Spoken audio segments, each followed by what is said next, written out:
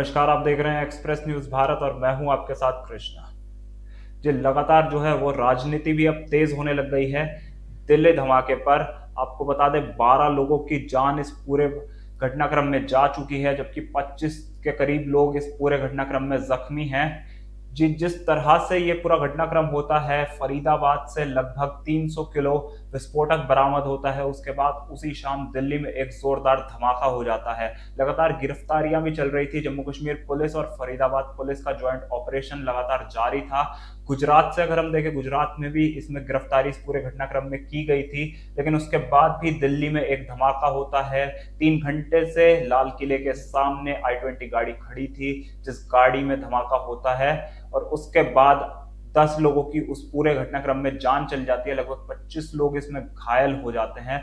लगातार जो आसपास के स्टेट्स हैं, हाई अलर्ट पर उन्हें रखा गया है। चाहे हम उत्तर प्रदेश की बात करें, चाहे हम बात करें उत्तराखंड की या हरियाणा की बात करें, हिमाचल को भी हाई अलर्ट मोड पर रखा गया है।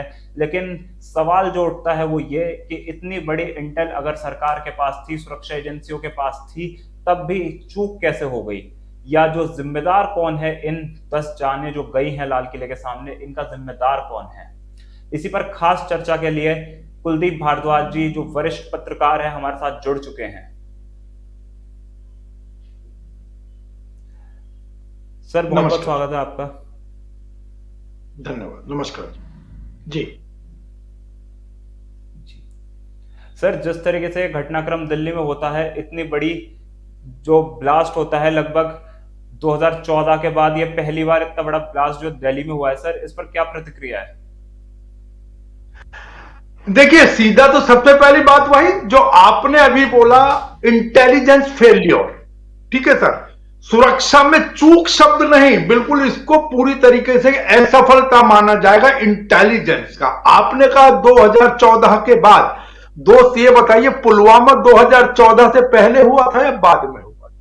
अनेकों घटनाएं मैं अनेकों गिनवा सकता हूं, लेकिन सवाल ये, अभी आप बोल रहे थे हिमाचल भी अलर्ट मोड पर हो गया, उत्तराखंड भी अलर्ट मोड पर हो गया। अभी अगले 3-4-5 दिन हर व्यक्ति, हर विभाग, हर प्रदेश अलर्ट मोड पर रहेगा, लेकिन उसके बाद हम लोग सभी उसी सुप्त अवस्था के अंदर चले जाएंगे। प्रश्न यह कि 3-4 घंटे से वो गाड़ी वहां खड़ी हुई थी। क्या जिस पार्किंग के अंदर खड़ी हुई थी, उस पार्किंग में जाने से पहले जब गाड़ियां पार्क कराई जाती हैं, क्या उनकी सघन जांच आवश्यक नहीं थी? और सवाल केवल लाल किले का नहीं है, क्या अभी भी इस घटना के बाद मैं समझता हूं लगभग 24 घंटे हो गए हैं इस दुर्घटना को घटे हुए, घटना ने दुर्घटना को हुए हुए, लेकिन अभी भी मुझे बता दीजिए दिल्ली की अन्य पार्किंग्स के अंदर क्या जो गाड़ियां जा रही, मैं केवल 5 स्टार होटल्स और बड़े संस्थानों की बात नहीं कर रहा हूं, आम जो पार्किंग है, चाहे वो कनॉट प्लेस की हो या कहीं और की हो, सबसे बड़ा एरिया कनॉट प्लेस, जहां पर पार्किंग होती है, मल्टी लेवल पार्किंग भी है। मल्टी लेवल पार्किंग तो हनुमान मंदिर के नजदीक है, वो थोड़ा बहुत देख लेते हैं। बाकी की जितने भी ओपन पार्किंग है, इस समय भी, मैं इस समय की भी बात कर रहा हूं, क्या वहां पर गाड़ियों की जांच की जा रही है कि उनके अंदर जो जा रहा है कोई विस्फोटक मटेरियल तो उनके अंदर नहीं है, कोई संदिग्ध व्यक्ति तो नहीं बैठा हुआ है? और छोड़िए, पार्किंग में गाड़ियां लगा के अनेकों अश्लील, मैं कहूं या जैसे भी समझ लीजिए, वो हरकतें होती रहती है। कौन जांचता है? उनका काम केवल इतना है कि आपसे पैसे बटोरना, पैसे लेना और गाड़ी को चले जाने देना। आप मुझे बताइए ना, लाल किले जैसी जगह के ऊपर, लाल किले के सामने जो हमारी धरोहर है, प्राचीन धरोहर है, जो हमारी अंतरराष्ट्रीय स्तर पर धरोहर है, उसके सामने पार्किंग है और कोई जांच नहीं होती किसी की। सिर्फ उसके बाद ये रोना रो दिया जाता है कि 12 आदमी मर गए, 10 आदमी मर गए, अब हम ये करेंगे, सघन जांच करेंगे, इसकी जड़ तक पहुंचे और जिम्मेदार लोगों को सजा दिलाएंगे। भाई, अब पछताए का होता है जब चुके चिड़िया खेत। अब जब सब कुछ हो गया, अब तो आप वो सांप निकल गया, लकीर पीटते रहिए। प्रश्न तो ये ना, और फिर वही मैंने आपके चैनल पर अनेकों बार पहले भी कहा है, कई बार। सबसे पहले आप धन्यवाद के पात्र हैं, आप लोग ऐसे मुद्दे को उठाते हैं। आपके जो एडिटर इन चीफ है इफ्तिखार त्यागी साहब, मैं कहूं धन्यवाद के, और मुझसे उम्र में छोटे हैं, आशीर्वाद के पात्र हैं, मैं ये भी कहूंगा। तो सर, सवाल वही है कि उसके बाद घटना ले लीजिए आप, ये तो आतंकी घटना नाम दिया जा रहा है या जो भी निकले, कोई भी दुर्घटना है, चाहे वो तिरुपति के अंदर हुई या कहीं और हुई, उसके बाद क्या लिया, क्या आपने उससे सीखा? कोई नहीं सीखता है जनाब। सवाल यही है, ये सिर्फ 3 4 5, और आज से आप एग्जैक्टली एक हफ्ते बाद मुझसे फिर से कांटेक्ट कीजिएगा, फिर से चर्चा कीजिएगा इस विषय पर, मैं आपको प्रूफ दे दूंगा। कुछ नहीं, सब वापस कुंभकर्ण नींद के अंदर सो गए। कुल मिलाकर मैं व्यक्तिगत रूप से, जो आज इस दुनिया में नहीं है, या जो भी पीड़ित है, पीड़ित परिवार है और जो घायल हुए, उनके प्रति आप लोगों की तरह मैं भी अपनी संवेदनाएं व्यक्त करके इतिश्री कर सकता हूं। मैं बड़े घटिया शब्दों का प्रयोग कर रहा हूं, लेकिन सत्य इतिश्री करना, क्योंकि हम आगे कोई सबक नहीं लेंगे।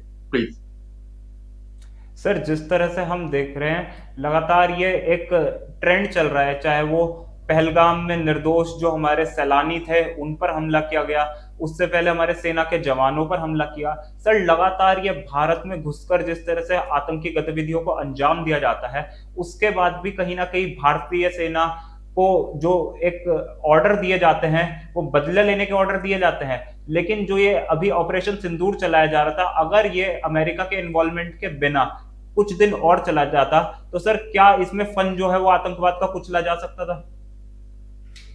देखिए, आतंकवाद का फन डेफिनेटली कुचला जा सकता था, और हमें बिना किसी दबाव के, आज की तारीख में क्या हम प्रचार प्रसार तक तो सीमित हो गए, हमने ये कर दिया, हमारी ये सरकार है, पिछली सरकार में कुछ नहीं होता था। क्योंकि अब देखिए फिर ये राजनीतिक मुद्दा चल जाता है, इस संवेदनशील मुद्दे से हम लोग कहीं ना कहीं भटक जाते हैं। सेना अपना काम कर रही है, बड़ी सीधी सी बात यह। हालांकि इसमें भी कहीं ना कहीं जो आतंकवादी आते हैं वो naturally across the border, border पार कर कर आते हैं, उनको भी चलिए एक बार को आप नहीं पढ़ रहे। प्रश्न ये कहा गया ना कि घर का भेदी लंका ढाए, या घर के अंदर जयचंद जैसे शब्दों का जो प्रयोग किया जाता रहा। प्रश्न ये है कि जो घर के अंदर घूम रहे थे, अगर अक्रॉस द बॉर्डर, अब ये बाद में पता पड़ेगा कि इस वाली घटना के लोग कहां से थे। अभी तो यहीं के आसपास के तारों को ढूंढ रहे हैं, जैसे कोई एक डॉक्टर शाहीन है जिनका बताया जा रहा है शायद 8-10 साल से वो लापता है। अब आप खोजते रहिए, पिछले 10 वर्षों में आप कहां थे जब एक फार्माकोलॉजी की जो लेक्चरर या प्रोफेसर थी, जब वो चली गई है, आपने पिछले 8-10 वर्षों से क्यों नहीं उनको खोजा? आज ही आपको एक याद कैसे आ गई?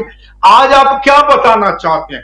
यहाँ की जो लोकल, मैं फिर कहूंगा, जो लोकल पुलिसिंग होती है कहीं की भी, वो, और लोकल पुलिसिंग के अलावा लोकल पुलिसिंग ठीक है, अब कह क्या दिया जाएगा कि ये हर आदमी के पीछे तो पुलिस नहीं खड़ी हो सकती, बिल्कुल ठीक है, नहीं हो सकती। लेकिन फिर मुझे ये बताइए ना, इंटेलिजेंस जो है आपकी, जिसके आप मुखबरों के ऊपर, ठीक है, या जो सूचना आपको देते हैं, या जो विभाग जो करोड़ों रुपया खर्च होता है, किस काम का? फिर क्यों हमारे टैक्स पेयर का जाया किया जाता है पैसा, जब हमारी इसी ही प्रकार जानी है? तो यहाँ की लोकल पुलिसिंग, आपने अपने संपर्क सूत्र, अपने खुफिया, अपने मुखबर कहां छोड़े, अगर आपको ये चीजें पता ही नहीं लग रही है? सीधी सी बात है, बताइए आप। और उससे भी बड़ी चीज, आप कहीं सकता है, आपको एक समय याद होगा दिल्ली बस अड्डे वगैरह पर, बहुत पुरानी बात है, हो सकता है आपका बहुत छोटे आप रहे होंगे, विस्फोट हो गए, 2 दिन 3 दिन 4 दिन तो बड़ी सख्त जांच होती है, और फिर वही के वही ढक के 3 साल। सवाल यह कि ऑपरेशन सिंदूर और बाकी करके आप आतंकवाद को एक नेस्तनाबूद करने का प्रयास तो कर सकते, मैं प्रयास शब्द का प्रयोग कर रहा हूं, क्योंकि ये चीजें ऐसी होती हैं, फिर फन उठाती हैं, फिर फन उठाती हैं, फिर फन उठाती हैं। लेकिन यहां का अगर वहां से कोई आ भी गया है, तो प्रश्न ये है कि जितना भी विस्फोटक वहां तक पहुंचा, ऐसी चीज तो नहीं रही होगी ना, इतना सा विस्फोटक आप माचिस की तीली आप जेब के अंदर डालकर चले आए। फिर जिन चीजों से आप जांच करते हैं उसमें वो, इसका मतलब आपने जांच नहीं की। अगर कोई जेब में भी डालकर चला है, मैं कहता हूं छोटी सी चीज भी लेकर चला आया, तब तो आपने जांच क्या की? मुझे ये बताइए। गाड़ी 3-4 घंटे खड़ी रही, क्या आपने आते हुए जांच की? आपकी इंटेलिजेंस, डॉग स्क्वाड, फलाना ढिकना, दुनिया भर का पैसा खर्च होता है इन विभागों के ऊपर, आपने क्या किया? तो मैं जहां तक समझता हूं बेटा, वो ये है कि उस ऑपरेशन सिंदूर को, इस घटना से, अब इसको आप, मैं, कुछ चीजों को गलत लग सकती है कुछ लोगों को, अब इसको आतंकवाद और किसी भी चीज से जोड़ दीजिए। सत्य यह है कि मेरी अपनी जो पुलिसिंग है, मेरा जो अपना इंटेलिजेंस, जो इंटरनल नेटवर्क है, जो मेरा खुफिया विभाग है यहां का, उसकी कमी को दबाने या छुपाने के लिए मैं मुद्दा डाइवर्ट कर दूंगा आज डॉक्टर शाहीन के ऊपर या अंतरराष्ट्रीय आतंकवाद के ऊपर। वहां से एक विभाग आ गया। अब मुझे बताइए ना, एक मंत्री कहीं जाते हैं, उसके भी तो 3-4 लेयर होती है ना। अगर एक भेद गया तो दूसरा के बाद तीसरा, तीसरे के बाद चौथा। तो यहां क्यों नहीं हो सकता? चलिए अगर सेना सिक्योरिटी फोर्स वहां से कोई आ गया आतंकवादी, तो आपका इंटेलिजेंस फेलियर होता है, तो आपकी लोकल पोलिसिंग की जो मुखबरी होती है, आपको यह तो पता पड़ जाता है कि फलानी गली के अंदर मकान बन रहा है, तो वहां से उठा लूं। आपको यह तो पता पड़ जाता है कि उस सड़क पर रेहड़ी लग गई है या उस गली मोहल्ले में रेहड़ी लग गई है। आपको यह तो पता पड़ जाता है कि वो फलाना जूस वाला जूस में दारू मिलाकर पिला रहा है, वहां से तो आपको पता लग जाएगा। और ये इतनी बड़ी घटना हुई, इसका मतलब तो हमारी जान की कीमत कुछ नहीं है ना साहब। सवाल तो ये हो गया ना, 2 दिन रोएंगे हम, 4 दिन रोएंगे, 5 दिन रोएंगे, उसके बाद फिर दुनिया चल जाती है, क्योंकि दुनिया रुकती नहीं है। फिर हम कुछ ना कुछ कर देंगे। अब ठीक है, आज हिंदू मुस्लिम का मुद्दा नहीं गरमा रहा है, क्योंकि वो शायद लोगों को बहुत ज्यादा पक चुके हैं उस चीज को। कोई और मुद्दा गरमा देंगे किसी और चीज को लेके। शुक्र है, लेकिन मैं फिर एक चीज का शुक्र मनाऊंगा कि कम से कम इस बार, इस ब्लास्ट के बाद एटलीस्ट मेरे नजरों के अंदर, मेरी जानकारी के अंदर अभी तक कम से कम किसी ने इसको हिंदू मुस्लिम मुद्दा बनाने की कोशिश नहीं की। ये मैं थोड़ी सी खुशकिस्मती मानता हूं वर्तमान समय। बोलिए सर, जिस तरह से फरीदाबाद के अंदर लगभग 2,900 किलोग्राम जो विस्फोटक मिला था, जिसमें अमोनियम नाइट्रेट और आरटीएक्स दोनों शामिल थे, सर वो जो पुलिस ने सीज किया है पूरा विस्फोटक, अगर वो पूरा विस्फोटक इस गाड़ी में होता तो सर किस तरह का जो ब्लास्ट है, इसकी इंटेंसिटी कितनी ज्यादा बढ़ सकती थी सर, उस पर कुछ जानकारी। देखिए बेटा, फिर वही बात आ गई ना जो आपने भी कही और जो मैंने भी कही। हम सब यही कह रहे हैं, इतना बड़ी मात्रा के अंदर विस्फोटक, मुझे यह बताइए कि फरीदाबाद तक पहुंचा कैसे? और शाम को ब्लास्ट हो रहा है, दिन में आपको वो विस्फोटक मिल गया। ये 2 दिन पहले क्यों नहीं मिला? उस 2 दिन के अंदर आप एटलीस्ट कम से कम तलाश सकते थे, तार तलाश सकते थे कि इनको इन्होंने कहां कहां प्लांट किया है इस विस्फोटक सामग्री का, चाहे एक छोटा सा हिस्सा हो। मुझे यह बताइए, जो आरडीएक्स में पुलवामा में और बाकी जगहों पर जो आया था, क्या उसके बारे में आज तक कोई जानकारी मिली? नहीं मिली। कहां से आया इसकी जानकारी आज आपने खोजी। मैं देखिए फिर वही बात हो, आज आपको मिल गया। ये 2 दिन यहां तक फरीदाबाद में कोई बन तो नहीं गया ना, और बन भी गया तो उस फैक्ट्री को आपने अभी तक क्यों नहीं खोजा? आपकी इंटेलिजेंस कहां थी? आपकी पुलिसिंग कहां थी? पुलिसिंग का मतलब केवल इतना नहीं है कि आप डंडा लेकर तिराए चौराहे पर खड़े हो जाए, या खाली ट्रैफिक खुलवा दें, या कहीं भीड़ धरना प्रदर्शन करिए उसको ऊपर लटका मार दें। इसका यह मतलब नहीं है। पुलिसिंग का मतलब सीधे आपको भी पता है, पी से पोलाइट, ओ से ओरिजिनल, एल से लॉयल, आई से इंटेलिजेंट। इंटेलिजेंस भी होनी चाहिए। पुलिस का सीधा फुल फॉर्म के अंदर जब हम जाते हैं, केयर टेकर एंड एनर्जेटिक जो होता है, आई शब्द जो उसके अंदर पुलिस जो शब्द बना, तो वो तो हमारे यहां है ही ना। क्या पुलिसिंग का मतलब केवल इतना कि हम डंडा लेकर खड़े हो जाएं, किसी को हड़का लें, किसी के पास कागज ना उसको फड़फड़ा लें, किसी को 2-4 गालियां दे दो जो छोटा मोटा इधर घूम रहा हो? आप सब कुछ कीजिए, मैं उसको मना नहीं कर रहा हूं, किसी भी चाहे छोटा या बड़ा अपराध हो, लेकिन ये आपको कल ही मिला और शाम तक, और फिर अगर कल दिन में मिल गया तो आपके अंदर देखिए, लठ बजाने के अंदर और इंटेलिजेंस के अंदर यही एक फर्क है कि आप उसके बाद आपको तुरंत ये जानकारी मिलनी चाहिए थी वहां से कि भाई ये विस्फोटक का एक हिस्सा कहां कहां पर प्लांट किया गया है। आपकी बात बिल्कुल ठीक है।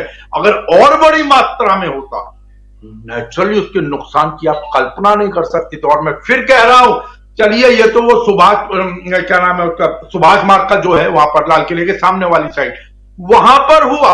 हालांकि मैं फिर कह रहा हूं, जिसके घर से जाता है उसी को मालूम होता है, और जो बेचारे सारी जिंदगी के लिए अपाहिज जो हो गए होंगे उनके जीवन को पूछिए। लेकिन अगर ये गाड़ी और थोड़ा आगे जाके कहीं विस्फोट, सपोज जो लाल किले की तरफ ही चला जाता, सर अंतरराष्ट्रीय स्तर पर आपकी एक धरोहर है, एक ऐतिहासिक धरोहर है, क्या मुंह दिखाते आप? अगर वही मैं आपकी बात आपने जो पूछा, अगर वो पूरा का पूरा वहां पर चला गया होता, सर बहुत कुछ हो सकता था। ताता तोता वाली बातें हैं ये, लेकिन अगेन क्योंकि इन चीजों के अंदर मैं उनमें से नहीं हूं कोई इधर उधर की कहानियां, यहां से मुद्दे को मैं डाइवर्ट, और मेरी कोशिश भी होती है, अच्छा वो आप भी वहीं पर स्टिक हैं कि इसी मुद्दे के ऊपर हम स्टिक रहें, और इसमें ले दे के again and again and again, intelligence के लीजिए, पुलिसिंग कह लीजिए, कुछ भी कह लीजिए, फेल्योर है। ये कोई आसानी से नहीं स्वीकारेगा। सिर्फ ये कहते रहेंगे हम जाएंगे, हम जड़ में जाएंगे, हम छोड़ेंगे नहीं। अरे सब कुछ करोगे आप, क्या आप उनको उनकी जानें लौटा दोगे जिनके परिवार के लोग चले गए? मुझे ये बताइए। और अभी तक मुझे नहीं जानकारी मिल रही है, जितना पता है वो ये है कि उस कार के अंदर 3 व्यक्ति थे। अब वो आत्मघाती हमला था, या वो वैसे ही जा रहे थे, किसी और ने रिमोट से उसको ब्लास्ट कराया। ये भी एक जांच का विषय है और मैं समझता हूं देर सवेर इसकी जानकारियां भी आएंगी, लेकिन फिलहाल मेरे पास एटलीस्ट वो सूचना अभी नहीं आ रही। सर, जिस तरह से देश की राजधानी में इतना बड़ा हमला हो जाता है, वो भी लाल किले के सामने, सर किसी ना किसी तरह से जो इंटरनेशनल लेवल है उसमें जो भारत का नाम है वो कहीं ना कहीं उस पर ठेस पहुंची है इस पूरे हमले से। डेफिनेटली बहुत फर्क पड़ता है देश की राजधानी के अंदर। देखिए, वैसे तो किसी भी देश के अंदर हो, वो कहीं भी हो, क्योंकि इंसान जब जाता है जिसकी जान जाती है, वो चाहे केरल का हो या दिल्ली का हो या कश्मीर का हो या महाराष्ट्र का हो, बहुत सीधी सी बात होगी। ठीक है, हम इस चीज को हल्का नहीं कर सकते। बात वही है, जिसके घर से जाता है वो उसको पता होता है। मैं तो उस इंसान की जान की बात करता हूं जिनके बच्चे अनाथ हो जाते हैं, जिनकी औरतें जो है वो बेवा हो जाती हैं, उनका जीवन कैसे कटेगा। ठीक है, आप चलिए उनको 10-20-30 लाख रुपए दे भी दीजिएगा, व्यक्ति वापस नहीं आता है। लेकिन प्रश्न ये कि अगेन ये सबसे बड़ी नाक कटने वाली बात होती है कि हमारी नाक के नीचे जो एक हमारी अंतरराष्ट्रीय धरोहर है, लाल किला, इस देश की राजधानी के अंदर अगर ब्लास्ट होता है। अब फिर वही बात है, तो कहने को दिए कि पहले इतने समय में इतने ब्लास्ट होते थे। देखिए, मैं उस तुलनात्मक अध्ययन पर नहीं जाऊंगा। अगर सब कुछ पहले समय वाला ही था तो तुम्हें क्यों लाए? सवाल तो ये है ना, आपको लाए तो इसका मतलब इसलिए ना कि पहले वाली बातें ना हो। और मुझे याद आता है प्रमोद महाजन ने लेकिन एक बार कहा था, एक प्रोग्राम आता था टीवी का, मैं उसका नाम नहीं लूंगा, बाद में उसका नाम बदल गया। तो उसने कहा था कि भाई हमें भी पता है वो पार्टी अच्छा काम कर रही है, लेकिन अगर हम उन्हीं को अच्छा बता देंगे तो लोग हमें क्यों लाएंगे। लेकिन सवाल वही है ना, आपको भी अगर वही चीजें फॉलो करनी है, आपको केवल और केवल बुराई करनी है।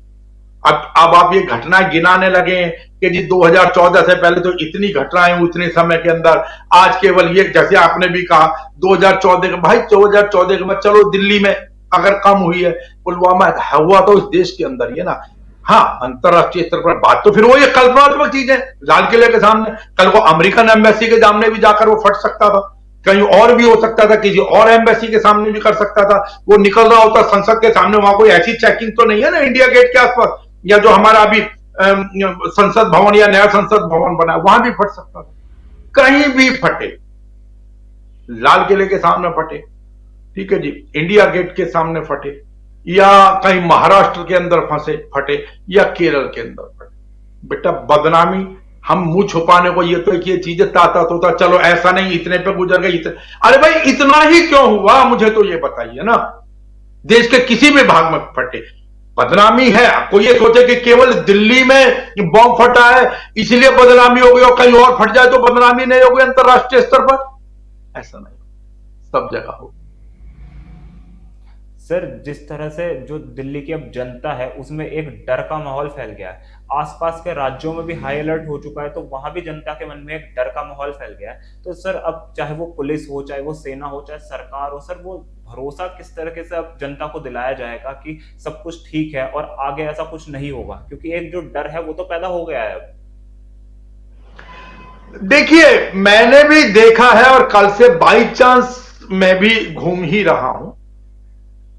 नेचुरल सी चीज है, आदमी कहीं निकलता है और आसपास ऐसी जगहों पर होता है तो थोड़ा बहुत फर्क तो पड़ता है, लेकिन जिंदगी फिर उसी ही प्रकार चलने लगती है और उसी ही प्रकार चल रही है। हाँ, ये एक तरीका अगर हम इसका बार बार हवा बनाएंगे कि जी हमने उस वहां पर अलर्ट कर दिया, वहां पर अलर्ट कर दिया, ये दिखा के एक हाइप क्रिएट करने की कोशिश करेंगे तो नेचुरली थोड़ा बहुत तो फर्क पड़ता है। लेकिन मुझे कम से कम यहां दिल्ली में बाकी जगहों पर, उस एरिया के आसपास को अगर मैं छोड़ दूं तो बाकी जगहों पर कुछ ऐसा नजर आया नहीं लोगों को, मतलब कोई बहुत ज्यादा लगा नहीं।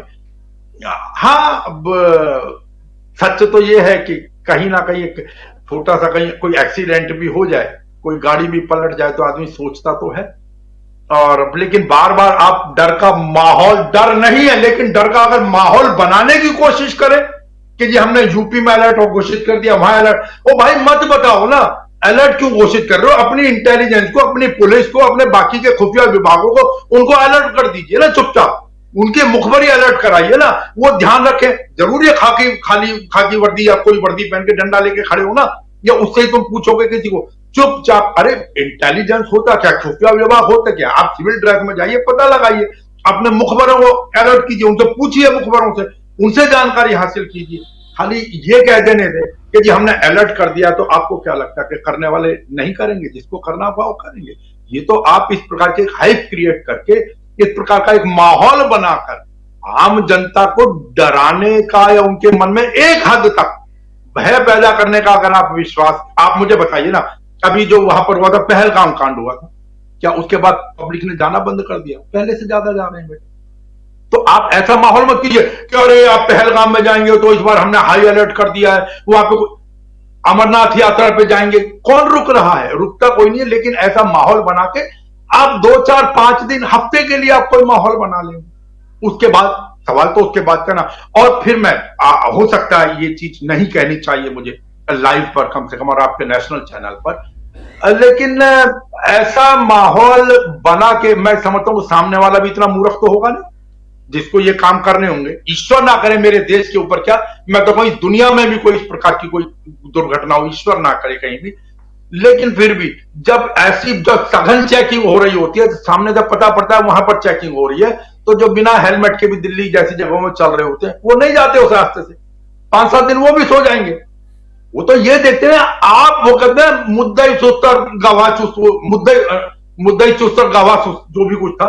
तो अगर वो देखेंगे आप सुस्ती में कब हैं, जब आप सुस्ती में आ जाएंगे, जब आप सुसुप्त अवस्था के अंदर आ जाएंगे, जब आप लापरवाह हो जाएंगे, जब मैं देखूंगा आप लापरवाह, तो मैं आपकी जेब तब काटूंगा। सामने वाले को मुझे मूर्ख नहीं समझना चाहिए, ये समझकर चलना चाहिए कि सामने वाला मुझसे एक गुर फालतू लिए हुए, तब तो मैं अलर्ट होगा। अगर मैं सोचूं कि मैं हूं, सामने वाला नहीं है, उसके अंदर दम नहीं है, तो मैं कुश्ती नहीं जीत पाऊंगा। मुझे कुश्ती जीतनी है तो मुझे यह मानकर जीतने को हो सकता है उसमें मुझसे ज्यादा ताकत, तब मैं अपना जी जान पूरी लड़ाऊंगा। तो कुल मिलाकर ये खाली ठीक है, आपने किया, आपका काम है। आज बम फट गया तो आप बसों में भी अनाउंस करेंगे, हर जगह वो टेप चला देंगे, माइक चला देंगे, अपनी सीट के नीचे जांचिए, अपना फलाना कीजिए, अपना ढिकड़ा कीजिए, सब कुछ करेंगे।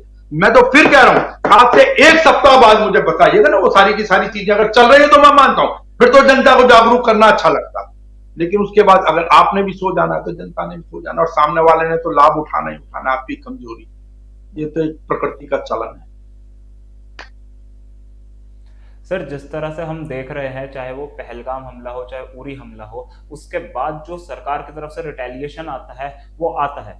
लेकिन सर, अगर ये जो रिटेलिएशन से बढ़िया तैयारियां पहले से की जाएं, तो ये इतना बड़ा जो विध्वंसक हमले किए जाते हैं, इतने लोगों की जान जाती है, सर ये क्या बच सकती है? बिल्कुल बच सकती है। आप ही ने सवाल जो आपने किया, आपने उससे पहले जवाब दे दिया। डेफिनेटली अगर हम इतने चाक चौबंद रहे, अगर हमारे इंटेलिजेंस इतना मजबूत रहे, इतना चाक चौबंद रहे, इतना चौकन्ना रहे, इंटेलिजेंस का मैं फिर रिपीट कर रहा हूं, वो मतलब नहीं है कि आपने वर्दी पहन के आप कहीं घूम रहे हैं। बात आपका खुफिया तंत्र अगर मजबूत रहे, तो सबको पता रहता है कि इनका खुफिया तंत्र मजबूत है। और भी तो देश हैं, बड़े सारे ऐसे देश हैं, उनके अंदर क्यों नहीं होती इस प्रकार की घटना? आप मुझे बताइए ना। तो बात सीधी सी है, अगर हमारा खुफिया तंत्र, देखिए सबसे बड़ी चीज है खुफिया, जो बैक ऑफिस होता है ना, जो बैकबोन होती है। आप 5 स्टार होटल के अंदर भी चले जाइए, कहीं भी चले जाइए, हम फिल्म भी देखते हैं, सवाल इसका नहीं है कि अक्षय कुमार ने क्या काम किया, शाहरुख खान ने क्या काम किया। बात यह कि उसके पीछे स्क्रिप्ट किसने लिखी, एडिटिंग किसने की, गाने, जो पर्दे के पीछे का विभाग होता है। तो सामने वर्दी पहनने के अलावा जो इंटेलिजेंस डिपार्टमेंट हमारा पीछा, उसकी जो खुली आंखें रहती हैं, उसके ऊपर सारे दारों मदार उनके ऊपर होता है। तो अगर वो चाक चौबंद रहे, तो फिर किस माई के लाल के अंदर दम है कि जो हमारे यहां पर कहते हैं कि परिंदा भी पर नहीं मार सकता, और करेगा तो फिर वो। लेकिन मैं माफी के साथ कहूंगा, मेरी एक आदत है कि अब वही बात है कि जब चुग गए चिड़िया खेत, तो अब उसके बाद कहने से कर लीजिए, चलिए आप पकड़ भी लेंगे, मैं मान लेता हूं, आप कहीं ना कहीं तार खोज लेंगे, पकड़ लेंगे। अभी तो यही नहीं पता कि क्या पता, हो सकता है वही फिदाइन हो, वही आत्मघाती हमले में जो 3 लोग जिनके बारे में बताया जा रहा है मारे को। मैं कहता हूं फिर भी कहीं ना कहीं सूत्र होते हैं, आपने पकड़ भी लिया। लेकिन प्रश्न तो ये कि अब क्या फायदा उस चीज, मतलब आप दे देंगे, आप दुनिया को सामने एक उदाहरण प्रस्तुत करेंगे कि भाई ये डर होगा ना आगे से हम इस काम को ना करें। तो वो काम को तब नहीं करेंगे साहब जब आप चाक चौबंद होंगे, जब उन्हें भी पता होगा कि नहीं भाई इनका खुफिया तंत्र मजबूत है। जिस दिन उन्हें ये पता लग गया कि इनका खुफिया तंत्र ढीलम ढाला है, तो साहब वो तो अपनी हरकत करने से, आप मुझे बता दीजिए ना, अगर पुलिस चाक चौबंद नहीं तो एरिया में चोरी नहीं होती है क्या, गाड़ियां नहीं उठती हैं क्या? लेकिन अगर उन्हें पता गया मजबूत चल रहा है मामला, तो ना आपकी चोरी होगी ना कुछ होगा। लेकिन जैसे पता पड़ा कि आज नहीं, आज ड्यूटी पर नहीं, आज बीट ऑफिसर ड्यूटी पर नहीं, आज कहीं गया, उसी दिन गाड़ियां साफ हो जाती हैं। और फिर वही बात, गाड़ियां भी साफ हो जाती हैं, आगे पता है कि वहां चेकिंग नहीं है, निकाल लो। तो वो आपकी बात बिल्कुल ठीक है कि अगर हमारा सुरक्षा तंत्र, खासतौर से खुफिया तंत्र अगर हमारा चाक चौबंद रहेगा, तो इस प्रकार की घटनाओं पर लगाम लगाना कोई बहुत बड़ी बात नहीं। जी, बहुत बहुत धन्यवाद सर आपका। आपने अपने खास विचार हमारे साथ साझा किए, काफी जानकारी भी हमें दी इस पूरे घटनाक्रम पर। बहुत बहुत धन्यवाद सर आपका। धन्यवाद। तो हमारे साथ खास चर्चा में जुड़े थे वरिष्ठ पत्रकार कुलदीप भारद्वाज। काफी खास विचार उन्होंने अपने साझा किए हमारे साथ, काफी जानकारी भी दी। तो हमला तो हो चुका है, कहीं ना कहीं इंटेल भारत के पास थी। जिस तरह से फरीदाबाद से इतनी भारी मात्रा में, आपको बता दें 2900 किलोग्राम विस्फोटक मिलता है, जिसमें 2500 लगभग किलोग्राम अमोनियम नाइट्रेट था और लगभग 350 किलोग्राम आरडीएक्स था। कोई भी बड़ा हमला करने के लिए ये इतनी मात्रा में विस्फोटक मिलना काफी है। पर उसके बाद भी सुबह को आपको ये विस्फोटक मिलता है, शाम के ही समय दिल्ली में यह धमाका हो जाता है। तो कहीं ना कहीं चूक तो सरकार की इसमें मानी जा रही है, लेकिन अब आगे की क्या प्रक्रिया है? अभी तक तो ये बताया जा रहा था कि ये सीएनजी कार ब्लास्ट भी हो सकता है, लेकिन अब कहीं ना कहीं जो गिरफ्तारियां हुई हैं, चाहे वो गुजरात से हो, बाकी जो स्टेट्स हैं, उन्हें भी हाई अलर्ट पर रख दिया गया है। जो एक फरार डॉक्टर बताए जा रहे हैं, उनको भी ढूंढने का लगातार प्रयास जारी है। तो सरकार के द्वारा अब जो उचित कदम है वो सारे उठाए जा रहे हैं, लेकिन अब देखने वाली बात ये होगी कि इसका निष्कर्ष क्या निकलता है। क्या दोषियों को सजा मिल पाएगी, या आगे भी कोई ऐसी जो प्लानिंग है वो इन आतंकियों की चल रही है? बने रहे एक्सप्रेस न्यूज भारत के साथ।